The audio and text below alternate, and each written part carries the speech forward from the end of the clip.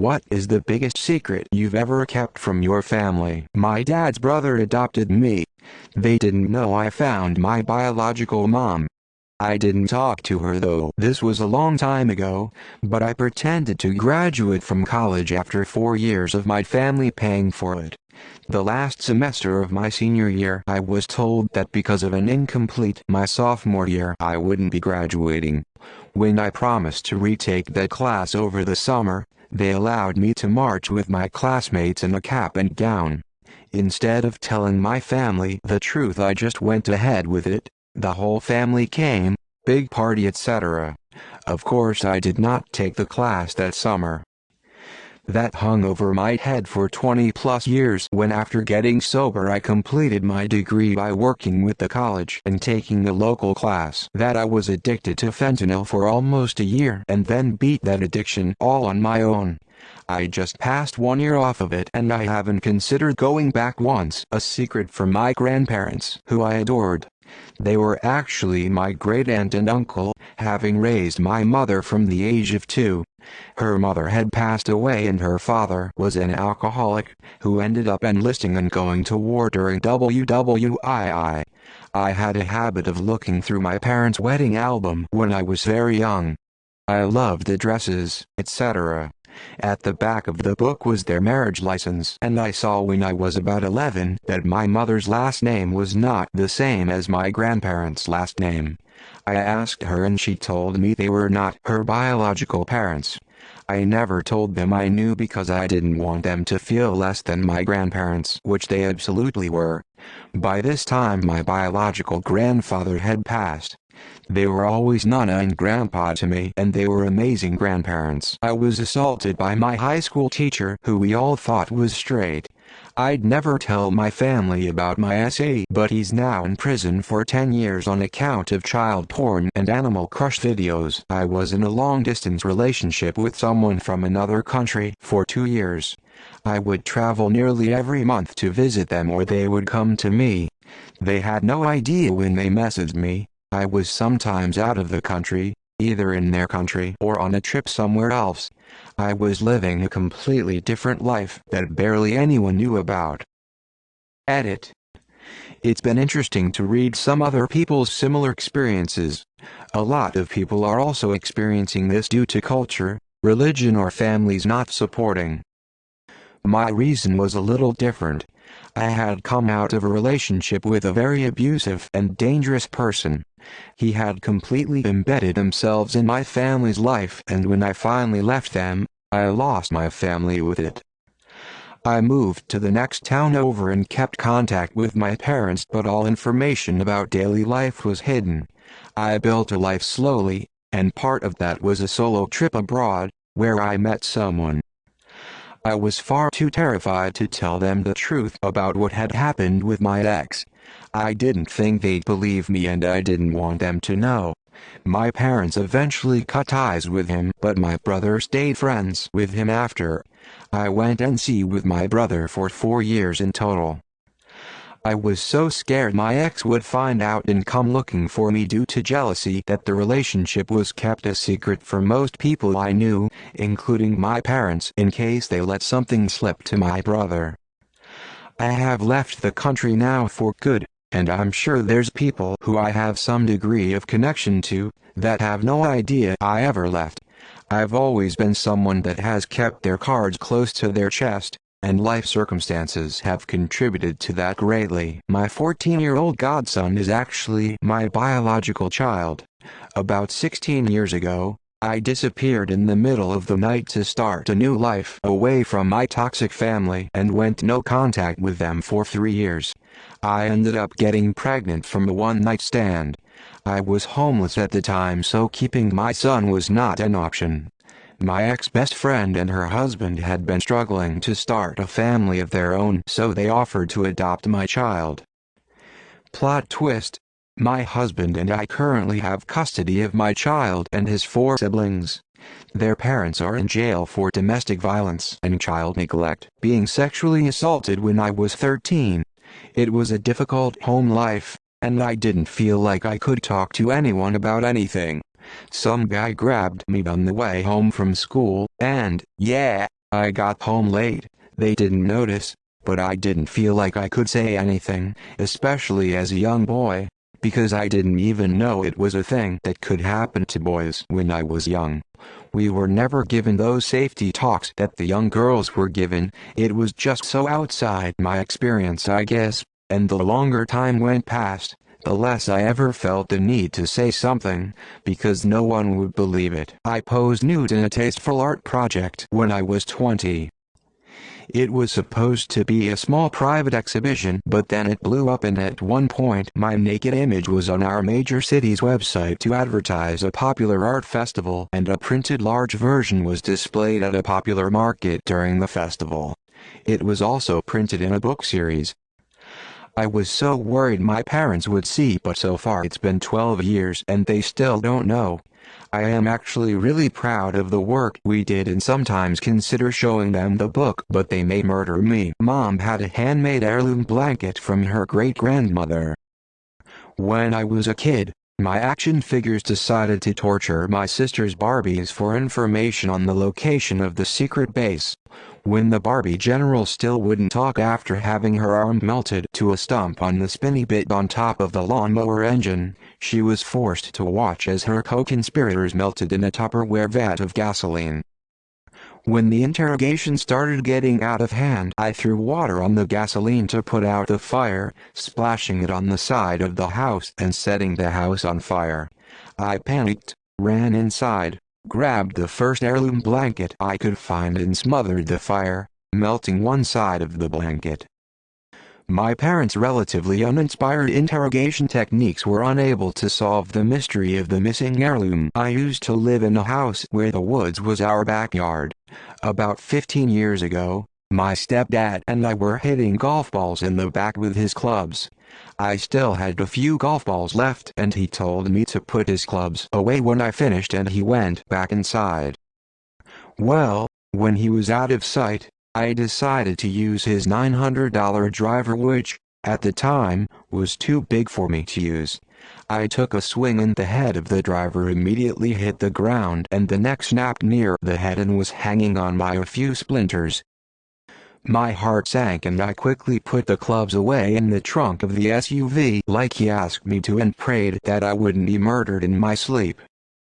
Well, a few days later my stepdad goes back to grab his golf bag. Luckily for me, the hydraulics on the back hatch of our SUV was starting to go out for a few weeks now, and it swung down and pulled a Marie Antoinette on that driver. My stepdad was pissed. I still haven't told him that I was mainly responsible for the destruction of his driver club. Edit. The cost of the driver may not have cost that much, but it was expensive. It may have been around $500. But as a kid, things that are always highly valued to adults always seem really expensive. Edit 2. My stepdad always went with Callaway golf clubs. It was most likely a Callaway driver. Hey, when I was 5 or 4, I pooped in the dog's tray twice, and it was hilarious. My folks were totally confused, wondering how our tiny Pomeranian managed to make such a big poop. Good times, good times. My grandfather used to force me to French kiss him when no one was in the room. When he got super old, I was tasked with watching him one night. He peed his pants and was pathetically asking me to help him, but the 8-year-old inside me just let him sit there for hours until my parents got home. Spitting on his face before they closed the casket was the best thing I've ever done for myself. See how you like my saliva all over your face, you piece of shit. When I was a kid, I dropped the rake while working in the yard and the handle landed in dog poop. Instead of cleaning it off, I used duct tape to seal off the poop from the outside world. It ended up being used for almost 10 years after that, and I always thought about that rake's dirty secret. The secret was poop. My alcoholism. I'm 600+ days sober. Edit. I should clarify. My wife knows, and she's been my rock and my biggest supporter through the whole thing. But my wife and my therapist are the only people who know. My mom and brother have no idea I had a miscarriage on my 17th birthday. I had found out I was pregnant 3 days after my HS boyfriend, and I had broken up when my sister caught him fucking my best friend.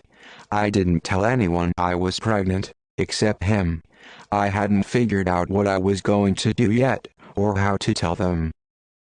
Turned out to not matter, because 2 weeks later, again, on my birthday, I woke up in incredible pain and my bed was just covered in blood. I was home alone, so I just called my ex to take me to the hospital and never said a word to anyone in my family. He and the girl he cheated on me with showed up, and she cleaned up the bed while he drove me to the hospital. I had already passed the fetus. She found it. It messed me up for a long time, and I tried to kill myself not long after that. My family does know about that, but they assumed it was a combination of my anxiety meds and my breakup. Those were factors, but the miscarriage was a big factor, too. EDA. Thank you everyone for the kind words. This was nearly 15 years ago now, and I'd say I'd be healed now. I still think about it from time to time, think about how I'd have a teenager by now, and how different my life would be. I came out as gay about 5 years later, started dating a woman and moved across the country with her, later marrying her. We have no children. I'm grateful that I could heal and see a better life for myself after that. I have no idea who I am, like physically or mentally.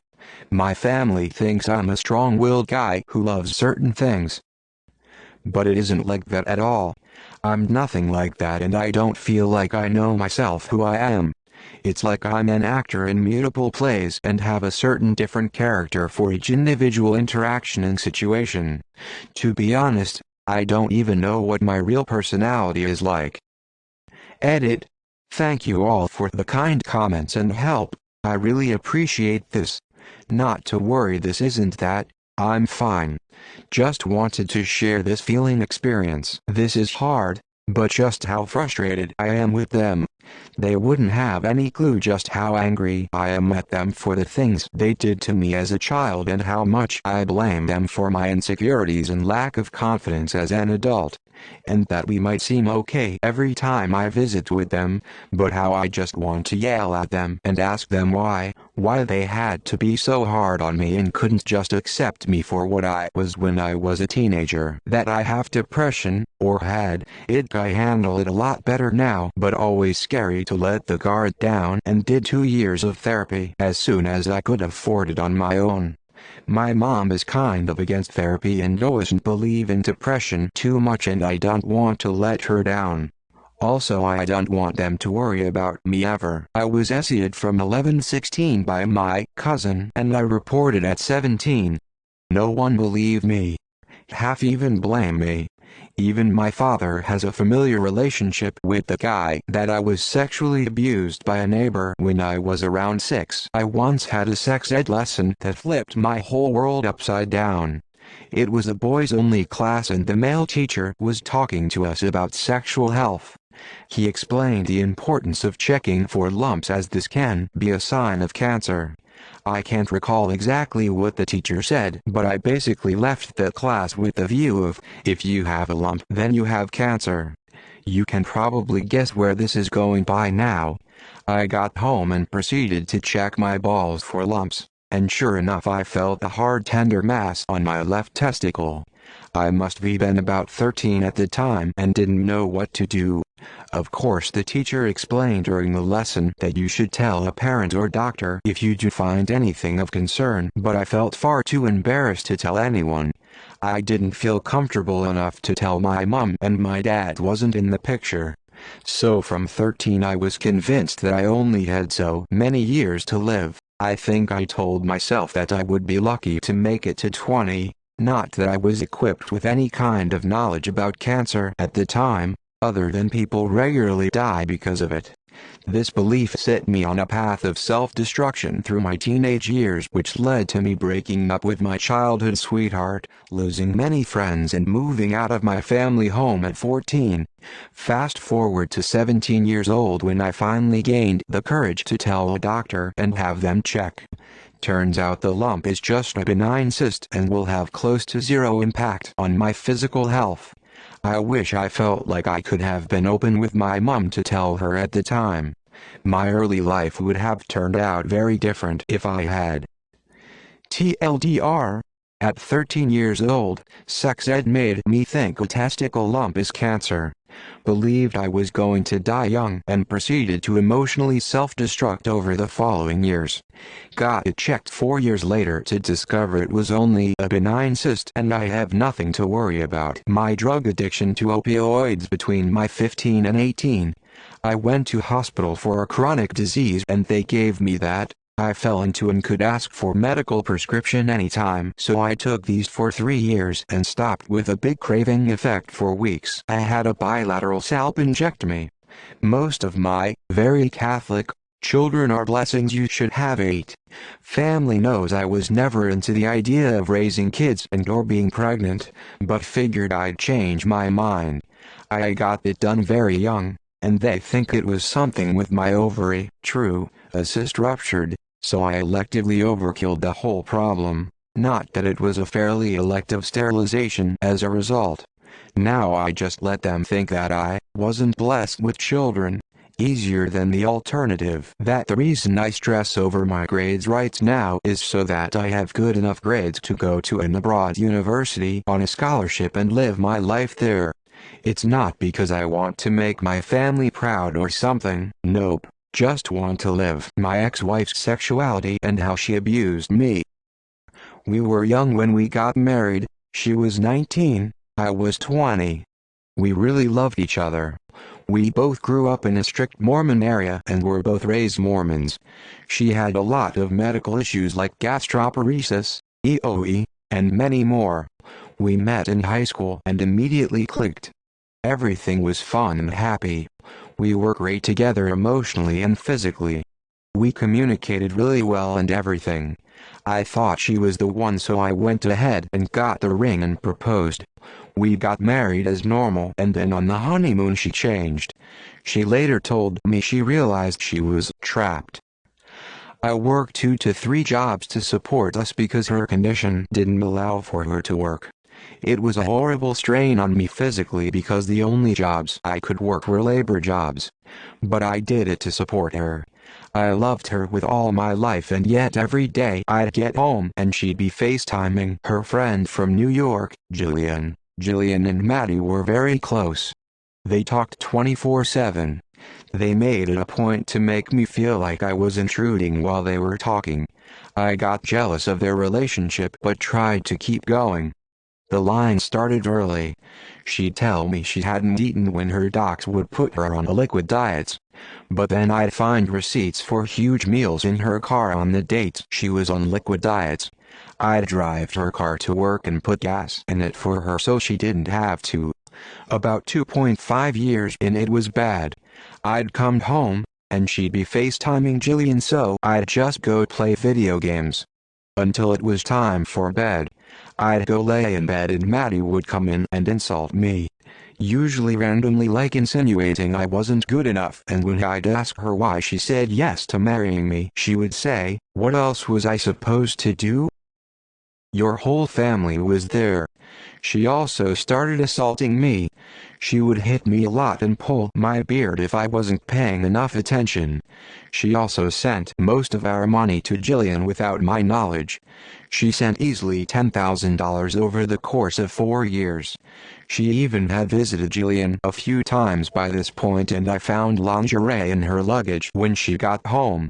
I was heartbroken but couldn't bring myself to really believe it.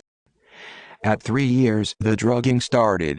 I'd ask if she could give me Advil and she'd hand me a few of her insane sleeping meds. I forget what it was, but I am a big boy and it knocked me out for a full day.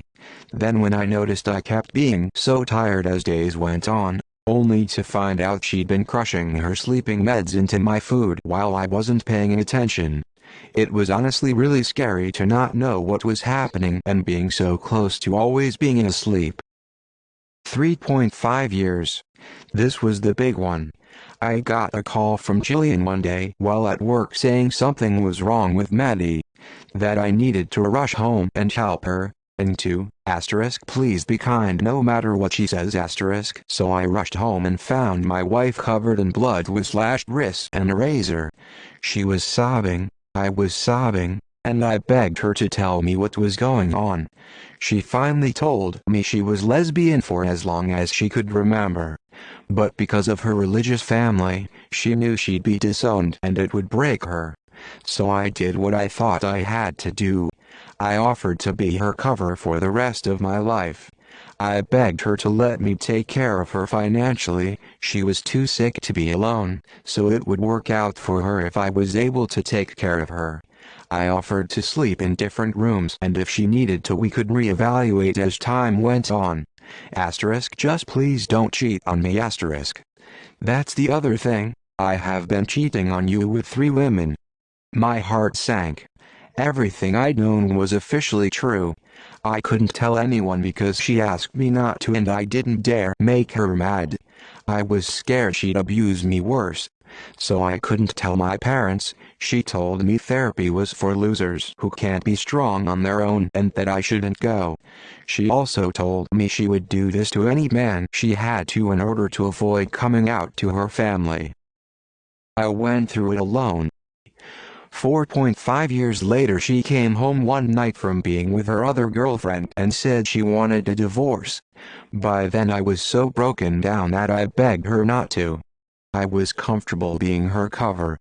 I was manipulated into thinking it was fine. I had nobody to talk to in order to gauge my situation. I was still broken. I couldn't do anything right.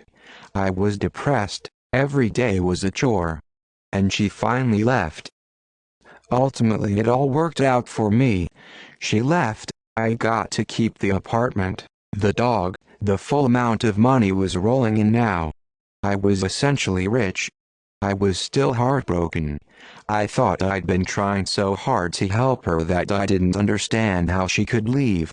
I guess I was just too afraid of seeing her get hurt and I was too comfortable being whatever punching bag I had to be. I'm now in a relationship with the most amazing woman and I have never been happier. Every day spent is a laugh. We've been dating almost 2 years and have argued exactly twice.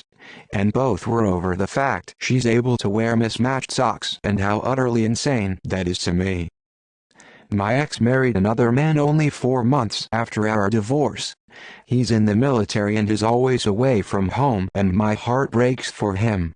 After all, she had told me she would do this to any man that I have to in order to not come out. TLDR. Ex was a mean lesbian. I was too broken to leave her. Never once did I tell my family or friends because I was scared of repercussions. My cousin molested me when I was 6. He went on to groom a girl from ages 12-15. Apparently there were others.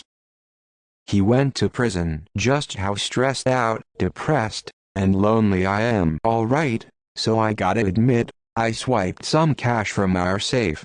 I feel super guilty about it, but I just can't bring myself to come clean. I have no clue how they're gonna react. Self-harm. And that the only reason I didn't end myself between 11 and 17 was because I'm an only child and I was sure my mom would never survive. It's pretty damn awful to discover that you can actually not survive but just live also for yourself. And have real pleasure. That life can be enjoyable. And number X200B. Edit. A bit horrified by how quick the number of likes is increasing. If any one of you need it, I love you, I give you a hug. I hope you enjoy your day and that you didn't forget to drink and eat. Am your godmother and no, you didn't deserve to be so worried that you were afraid for the feelings of the adults surrounding you as a child. Never. You deserve to be helped and to live a normal childhood. If anyone wants to talk, Come to my DM. 876 days free from SH, so I can hear pretty anything. Edit 2. I would have loved to create a kind of AA equivalent for the mental issues, depression, suicide, anxiety, bipolarity. When I see how many people want to talk, I really feel like it would be worthy. Edit 3. Following the advice of a fellow Redditor, I created an Angels Anonymous community to let a free space for anyone to talk about any mental issue you have, or any marked year you want to celebrate. I absolutely don't know how to share it, but it's written our Angels Anonymous. I'm going to try to create a few groups to talk in. Feel free to come in, you're safe there. Less than 3. Edit 4. I insist, everyone is welcome on our Angels Anonymous, no matter what you need, how you feel, what happened to you. We are all little angels trying to help each other. I can't make it live on my own. Speak on it, do your own post. That's our family safe space. I was in the closet well into my adult years. There was a chance I was going to have a guy over to visit my parents and thought, I better come out now before springing a boyfriend on them. My family thinks I'm still studying. I haven't told them that I've basically dropped out because of my sleep problems. Right now I do nothing but write, do comedy, paint and drink beer. They think I'm gonna have a degree in about a month and a half, so that's gonna be a fun talk. That my mate I took to the ER with a fractured eye socket, broken jaw, shattered wrist, snapped collarbones and a dislocated shoulder died and drunkenly fall down 3 flights of stairs at his party. Was really a reaction to seeing him attempting to SA a chick I was close to. Little sister close. Nice try, mom. I once tried to kill a family member because they broke my Barbie doll when I was 5 and added a few sleeping pills in their tea. I know that an older relative was bad touched by a community member as a child. I was the only one who knew. The relative took that to their grave. I lost one of my mom's pearl earrings that she wore on her wedding day, down the drain when I was like 8 years old. Haven't told her to this day, pretty sure she thinks she misplaced it. I never told them about being molested as a kid. When I was 14, my mom confessed to me that my older sister is not my father's biological kid. She said she was in an abusive relationship with my older sister's bio dad. She finally resolved to leave him when she found out she was pregnant. She then met my dad a few months after giving birth and says that they fell in love. We used to get a lot of comments in school about us not looking alike, comments that only increased after my younger sister was born and happened to have a strong resemblance to me. My father never treated us any differently. I loved my father a little more after finding out because I never once doubted how much he loved us all equally. I do resent my mother for having told me though. I wish she wouldn't have made me a secret keeper from my entire immediate family. My dad doesn't know I know. I was 14, young and confused. Now so much time has passed that I feel like it's too late. I feel like part of me is betraying my sister for not telling her, but I also feel like it'd be a betrayal if I did. Fucked if you do, fucked if you don't. Thanks mom. That my ex was physically abusive. My mom got me an internship at her work when I was 16 yo. iFood.ev one of her coworker, she was not that great looking. I was just a super horny teenager. I will take this secret in the tomb. I was heavily abused by my mom as a kid. I'm talking, slept on the floor and ate out of the trash can like a bad Cinderella rewrite. For the most part, I kept my mouth clamped until I got out, and then it all came tumbling out after I cut contact. Secret number 1. Kept for around 13 years. Recently, I had been considering reinstating contact with my mom, and I vaguely made an, in the future, maybe, comment to a family member in the hospital. It prompted my mom to reach out to my husband and described how much of a toxic, problematic person I am, how much I've lied about my past, how abusive I am, and she'll consider it a blessing if she never hears of my existence ever again. She specifically asked my husband if that entire message was passed along to me. I'm suddenly 7 again, barely coping and absolutely destroyed. Secret number 2. I will cope with a few safe people, and otherwise take it to my grave. I had no home or place to stay when I was 19 to 21 years old. I slept in phone booths, sometimes at a friend's house. Everything turned out alright once I got a girlfriend, moved into her mom's house, started a career in programming.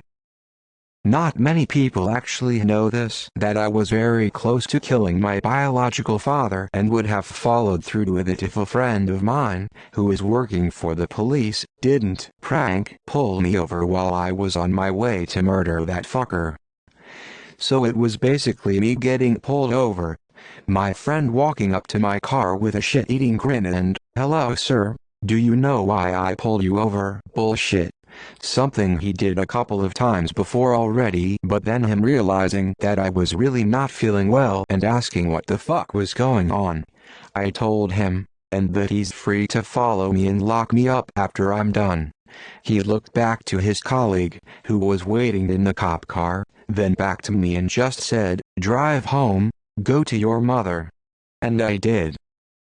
He came over to my place later that evening, gave me a stern talking because of the situation I would have involved him in as well, simply by telling him what my plan was. We had a couple of beers and talked. I promised him to never even think about this ever again. And that is pretty much it. Looking back, I realized how much of a dick move me telling him what was going on really was, and he should have arrested me on the spot. I still don't really know why I even said anything in the first place. Maybe I wanted to be stopped. Also considering how easy I gave up, not the biggest but kept for the longest that I've basically given up. I'm 38, haven't had any kind of long-term relationship in 12 years, am in poor health through a poor diet and sedentary lifestyle, and have come close to self-harm more times than I can count. If it weren't for my parents, I'd probably go through with it. Growing up, our house was never clean and tidy. It wasn't disgusting or hoarder-like. We cleaned and vacuumed, but we also had a lot of shit just stacked in corners and on shelves that after a while, that was where those things belonged. Because of this, we really didn't use the dining room as a dining room. The table was pushed up against the wall and was used as quasi-work desk storage area. One day when I was like 10 or so, I was sitting at one of the chairs while on the phone with my mom. She had the habit of droning on and on and on. When I am bored, I fidget. I grabbed one of her lighters that was just laying around and I was lighting little bits of paper towel on fire. Nothing big, just enough to see the flame go, immediately consume the whole thing and then go out and fall into her ashtray. Then I grabbed a full paper towel and lit it. The thing burned around so fast that it startled me and I dropped it on the carpet, where it very quickly burned, melted the cheap carpet on the floor in a very noticeable spot. I start freaking out and look over and there was a box of cleaning solution. I grabbed some bleach hoping that it would bleach out the black burned mess and I could pass it off as I accidentally spilled it. Yeah, it just turned to beige carpet, a shade or orange with little burned carpet fibers. I opened every window I could and moved the box of cleaning supplies over the spot. Keep in mind I am doing all of this while still on the phone with my mom. I braced for the next week or so for someone to find it and eventually come to the conclusion that it was me. No one came across it for months, and when they did it was all just assumed that one of the chemicals leaked out and did it. My family has no idea that I had an abortion when I was 23. They would never, ever forgive me. Edit. I have no guilt or regret over my decision. If forgiveness was ever needed, I gave it to myself a long time ago. However, it would not be worth the headache I would get from my deeply right-wing family if they ever found out. All they ever need to know is that my mom thought I was pregnant and it turned out I wasn't. Second edit. Instead of giving awards to this post, please give money to pro-choice charities. I know what it is to be pregnant and desperate for options. There is nothing okay with denying that choice to others. 1. I am a bi woman, I always have been. I'm married to a man, but my family doesn't know and they're very religious, so I can't tell them. Sometimes I wish I could, even though I'm married to a man. I just feel like they don't really know me. 2. I have over 20 tattoos, a full leg sleeve, and I have for over 6 years. My nana has no clue I have even one tattoo, and I see her on a semi-regular basis. I'm scared I have so many at this point I'll give her a heart attack. Lol. Honestly, just how much my cousin has improved my life. My parents were total shitbags. Both dead now. My aunt and uncle raised me. They were amazing people. Sadly, both of them died in a car accident a few years ago and left behind my cousin. It was a hell of a battle gaining guardianship over her, even though she wanted that as well. I'm male, and was single at the time, so that was a pain to deal with. But yeah, she's really just put a sparkle in my life that was never there before. I had a really shitty childhood, and my teenage years were rough till I moved in with my aunt and uncle. Being responsible for her really pushed me to succeed, and now I'm living very comfortably, and semi-retired. And I attribute that drive to better myself to her. Because after losing her parents, I never want her to have a bad day again. 2 suicide attempts that I'd walk around with a 50-milliliter bottle of someone else's piss down my pants, just to pass the drug test they'd make me do. My family thinks that I believe in God when I stopped believing years ago that I am indifferent about their existence. I was never in Japan. I needed the money for drugs and a drum set. I am sorry, Mom. I am taking this to my grave. I have a tattoo of a girl sucking 2 dicks on my hip. Lol. My homosexuality and that I don't believe her faith and want to separate myself from her faith. That I really don't like or love most of them. Respect things they did for me, but also remember the shitty things they did to me. Guess it'll be shocking to them when I just part ways with them for good. BDSM lifestyle with an incredible amount of sex toys. They think I'm studying right now.